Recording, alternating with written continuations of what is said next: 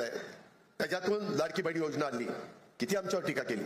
आज देखील हेच मीडियावाले सांगतात ही योजना बंद होणार, ती योजना बंद होणार. अरे ते राज्य सरकार ठरवेल ना, तुम्हाला कोणी अधिकार दिलाय? त्याच्यामध्ये मी अर्थसंकल्प मार्चच्या दुसऱ्या आठवड्यामध्ये सादर करणार आहे ना. त्यावेळेस राज्याचा आर्थिक शिस्त, आर्थिक घडी बसवण्याच्या दृष्टिकोनातून आम्ही पावलं उचलतोय. आज माझ्या लाडक्या बहिणी इथं बसल्यात. मला या सभेच्या निमित्तानं सांगायचंय, कालच मी इथं परतूर मंठाला येत असताना 3,500 कोटी रुपयाच्या चेकवर सही केली. 8 दिवसात माझ्या बहिणींना पैसे मिळणार आहेत, फेब्रुवारीचे पैसे मिळणार आहेत. आम्ही शब्दाचे पक्के आहोत, दिलेला शब्द पाळणारी लोक आहोत. परंतु दिलेल्या योजनांचा फायदा पण तुम्ही नीट उचलला पाहिजे. 1 रुपयामध्ये पीक विम्याची योजना काढली, माझ्या शेतकऱ्याला ती परवडावी. परंतु त्याच्यामध्ये किती चुकीचे प्रकार केले.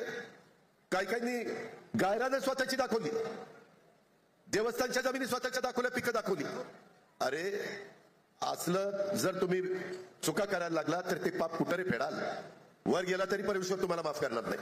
तुम्ही नियमाने वागा ना, तुमचा अधिकार आहे. तुमच्यावर अन्याय झाला, जरूर तो अन्यायाला त्या ठिकाणी वाचा फोडण्याचं काम, दाद मागण्याचं काम तुम्ही करा. तो घटनेचे शिल्पकार डॉक्टर बाबासाहेब आंबेडकरांनी संविधानाच्या माध्यमातून तुम्हाला दिलेला अधिकार आहे.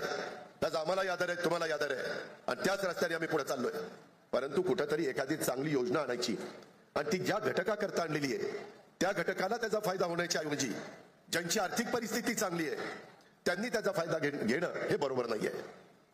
हे कुठेतरी थांबलं पाहिजे. आणि त्याच्यातून आम्ही पुढे चाललोय.